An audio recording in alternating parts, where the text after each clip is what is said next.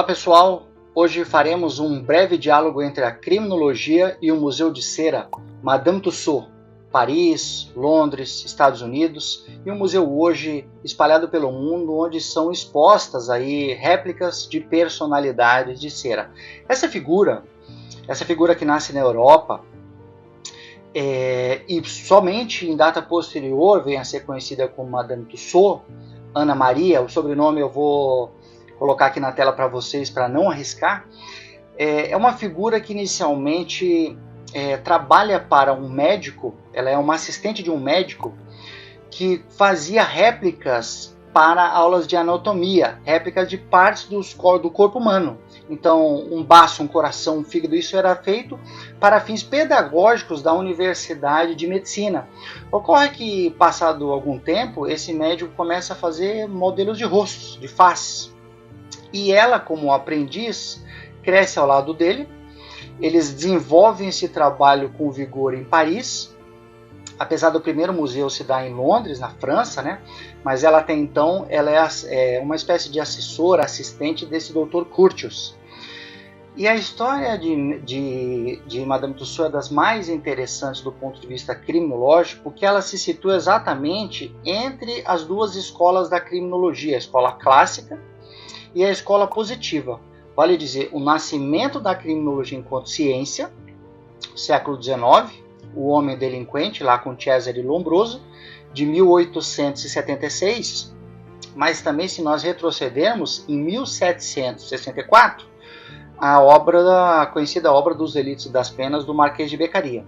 E ela então está nesse meio termo, justamente no momento da Revolução Francesa, 1789, e ela desenvolve as mais proeminentes habilidades na manipulação da cera e dos rostos. E isso é muito importante do ponto de vista da Revolução Francesa, tanto para o reinado, né, os reis.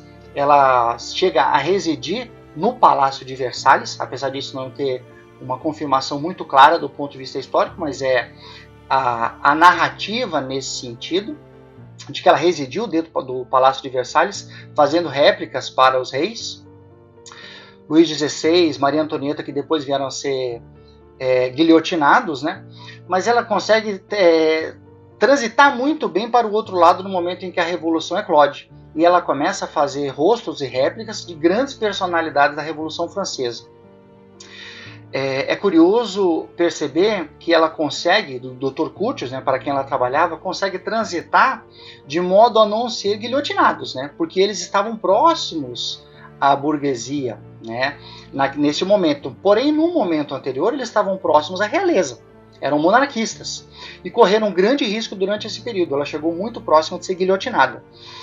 E os revolucionários, então, após guilhotinarem as grandes personalidades do rei, ou próximos do rei, levavam as cabeças ainda quentes, né, para que ela pudesse fazer a réplica e eles pudessem exibir isso como uma espécie de recompensa ou medalha da queda da Bastilha e a Revolução Francesa que se operou naquele momento.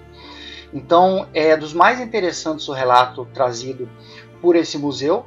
Então, perceba que ela, para sobreviver, fez réplicas de todos os gostos, né? Inicialmente para os monarquistas, depois para os revolucionários, e dali surgiu a ideia de se criar uma exposição. Também foram expostos vários criminosos, né? Foi uma ideia, um setor só de horrores, né? De grandes criminosos daquele período da França. E com a morte, então, deste médico anatomista para quem ela trabalhava, ela herda toda essa não só esse métier, essa forma de trabalhar com a cera, mas também os modelos, eventualmente, que sobraram após a Revolução e que não foram destruídos pelos revolucionários. A história das mais interessantes, uma mulher assim, à frente de seu tempo, né? Imagina você receber cabeças frescas de seres humanos logo após terem sido guilhotinados, para que ainda, no calor das emoções, fossem feitas as réplicas. E aí figuras proeminentes, como Marat, Rousseau, são figuras que receberam as suas réplicas, e posteriormente o primeiro museu, propriamente dito, aberto ao público, oficializado com esse nome de Madame Tussauds, ocorre em Londres, já não mais em Paris. E eu vou mencionar um trecho de um livro aqui dos mais interessantes, que seria uma espécie de biografia de Madame Tussaud, mas claro, permeada por todo um imaginário, né? Não foi escrito por ela, foi escrito por um indivíduo que trabalhou no Museu de Cera de Madame Tussaud, que é daquela coleção Dark Side. Em determinado momento, o autor cita o seguinte trecho, que é dos mais interessantes. Nós somos jornais. Apenas registramos as coisas. Somos privilegiados, Mary, por ver o que vimos, e este é o auge do nosso privilégio. No caso, um médico conversando com ela, né? Os reis também morrem, de todas as formas possíveis. A história registra. E agora nós registramos também. É um fato, é um fato. Vale dizer, os moldes de cera simbolizavam historicamente uma transição das mais importantes do movimento iluminista, da queda da monarquia, e uma transição para o surgimento do direito tal qual conhecemos na atualidade. O direito que nós temos hoje é um direito pós-iluminista, pós-Revolução Francesa. E a criminologia situa justamente nessa transição, ou seja, a criminologia em sua fase pré-científica, a escola clássica, dos delitos e das penas, por exemplo, para a escola positiva da criminologia com Cesare Lombroso e o seu famoso Homem Delinquente. E perceba que esse diálogo é possível fazer tanto com a escola clássica, como nós fizemos agora, quanto com a escola positiva, porque Lombroso, obviamente, não é um ser que caiu do céu. Né? Lombroso, um médico, o conhecimento dele é a partir daquilo que já tinha sido produzido até então. Por exemplo, os fisionomistas, os anatomistas. Perceba como era importante esse modelo de cera como uma forma de reproduzir as expressões faciais, os corpos humanos no seu interior, pouco conhecidos. Né? O livro retrata, por exemplo, ela ensinando a realeza, como é que se dariam esses corpos, como é que é o corpo humano por dentro, né? Enfim, além de todo aquele conhecimento produzido aí pelas séries históricas, você vai achar no History Channel e outros, facilmente, se der um Google e pesquisar pelo YouTube, vai achar a história de Madame Tussaud. O livro é bem interessante porque ele é uma espécie de realismo fantástico. Ele traz um relato biográfico com histórias reais, que é o que se deram, com imaginações e lacunas que existiram e existirão nesse período.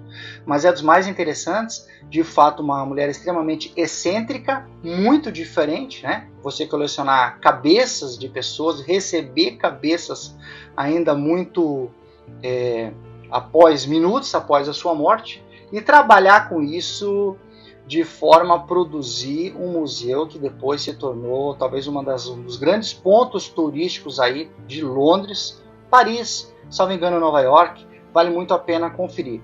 E detalhe que quando ela começa a expor criminosos ou rostos, moldes de criminosos, perceba que Lombroso no século seguinte vai pesquisar empiricamente essas figuras, ou seja, vai pesquisar no intuito de tentar localizar uma espécie de ser atávico, um ser atrasado, um ser regredido na escala evolutiva.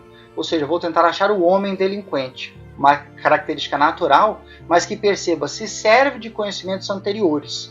Então vale muito a pena conhecer o museu, obviamente, nesses locais onde é possível visitá-lo, mas também a história por trás desse museu de cera, que é possível dialogar tranquilamente com a criminologia enquanto ciência, e também em sua fase pré-científica. Espero que tenham gostado. Se gostou, dá um like. Forte abraço e até o próximo episódio.